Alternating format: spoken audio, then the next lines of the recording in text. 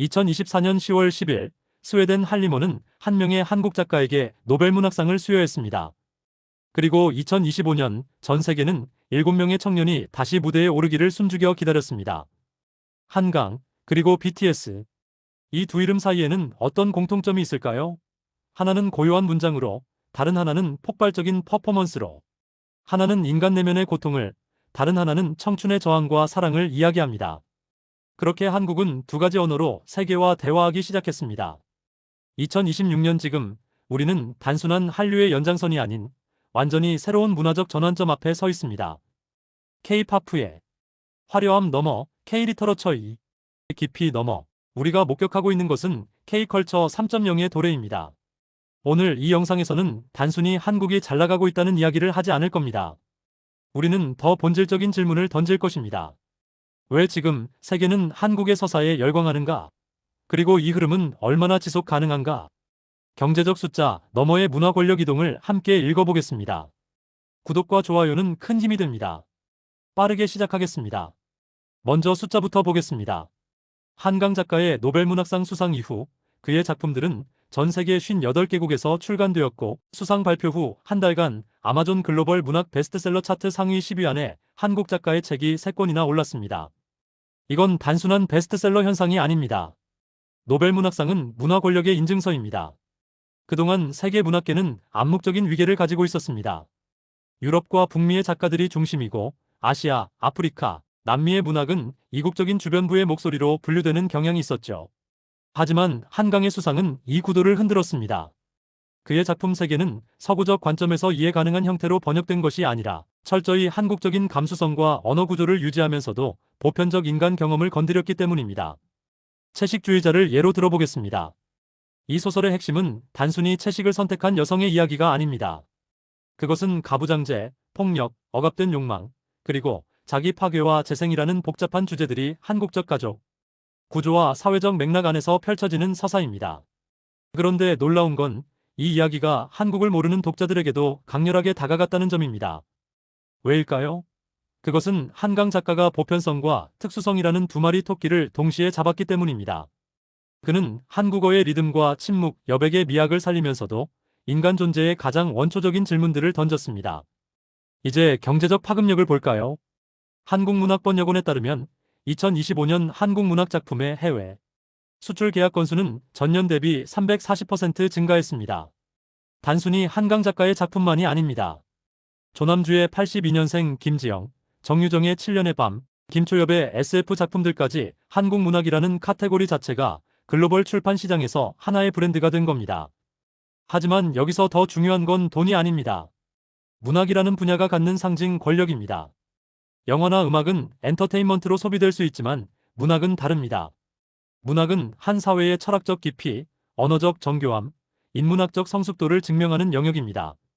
실제로 2024년 이후 하버드, 예일, 옥스퍼드, 소르본 대학교에서 한강의 작품을 한국어 원문으로 토론하는 세미나가 열리고 있습니다. 이건 단순한 문화 수출이 아닙니다. 지적 권위의 이동입니다. 그리고 이것은 언어의 권력 구조까지 바꾸고 있습니다. 2025년 기준 전 세계 한국어 학습자 수는 약 1,800만 명에 달합니다. 최근 조사에서는 한국 문학을 원문으로 읽고 싶어서라는 응답이 23%까지 올라왔습니다. 언어를 배운다는 것은 그 언어가 담고 있는 문화적 맥락과 역사적 기억을 체득한다는 의미입니다. 한국어를 배우는 것은 곧 한국적 사유방식을 이해하는 과정이고 이것은 장기적으로 문화적 영향력으로 전환됩니다. 이제 시선을 돌려보겠습니다. 2025년 BTS의 완전체 컴백 소식이 전해지자 하이브 주가는 일주일간 27% 상승했고 경제 효과는 56조 원을 상회할 것으로 예상됩니다. 하지만 진짜 주목해야 할 것은 BTS가 증명한 메시지의 힘입니다. BTS는 칼군무와 비주얼이라는 K-팝의 성공 공식에 진정성 있는 서사를 더했습니다. 그들의 LOVE, YOURSELF 시리즈는 자기애와 정신건강이라는 주제를 관통하는 하나의 이야기였고 이는 팬덤을 단순한 소비자에서 가치 공동체로 변화시켰습니다. 2025년 기준 BTS 팬덤의 경제력은 110조 원 규모로 추정되는데 이들은 단순히 굿즈를 사는 것을 넘어 BTS가 언급한 문학작품을 탐독하는 등 강력한 문화적 큐레이션 권력을 형성하고 있습니다. 이제 K-팝 아티스트들은 단순히 퍼포먼스를 넘어서 무엇을 말할 것인가를 고민해야 하는 K-파프 3.0 시대를 맞이했습니다. 한강과 BTS, 이 두 현상은 표면적으로는 다르지만 본질적으로는 한국의 서사를 세계 언어로 번역하는 같은 일을 하고 있습니다. 서사는 한 집단이 세계를 이해하는 의미 체계입니다. 20세기 내내 서구가 독점했던 이 서사의 권력이 21세기 들어 분산되기 시작했고, 한국은 전쟁의 폐허와 압축 성장, 민주화라는 독특한 역사적 궤적을 거치며 축적된 복잡한 감정의 층위를 콘텐츠의 원천으로 삼아 이 전원의 중심에 섰습니다. 한강의 소년이 온다가 묻는 인간 존엄성에 대한 질문과 BTS의 블랙스완이 다루는 예술가적 정체성 위기는 매우 로컬한 경험에서 출발하지만 감정의 진정성 때문에 전 세계인에게 울림을 줍니다. 이러한 상징적 효과는 모든 영역에 파급됩니다.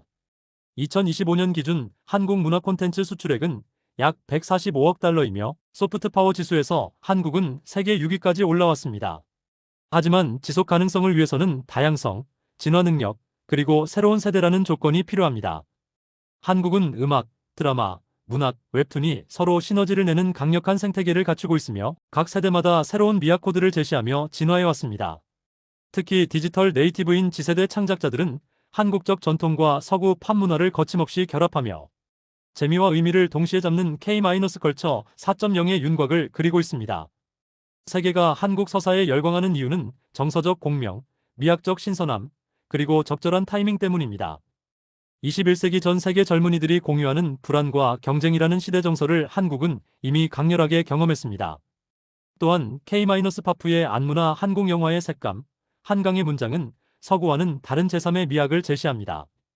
특히 팬데믹 이후 사람들이 피상적인 오락보다 깊이 있는 서사를 원했을 때 한국 문화가 그 대안을 제공했습니다. 물론 상업화의 함정과 창작자 소진, 외부 정치적 압력이라는 위험도 있습니다. 진정성을 잃은 계산된 상품은 결국 외면받을 것이며 창작자들의 권리 보호와 지속 가능한 환경 구축은 필수적입니다. 한강과 BTS가 사랑받는 이유는 그들이 타협하지 않고 진실한 목소리를 냈기 때문입니다.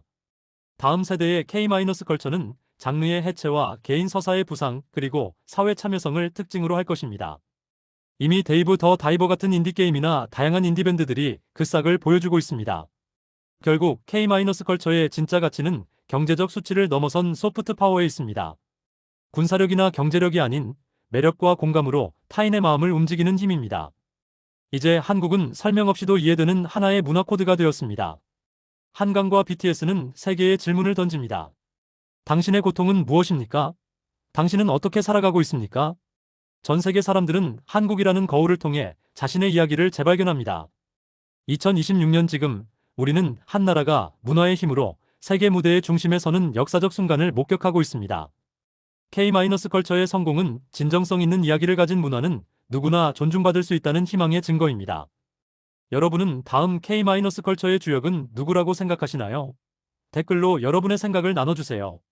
이 여정이 계속될 수 있도록 구독과 좋아요 부탁드립니다. 시청해주셔서 감사합니다.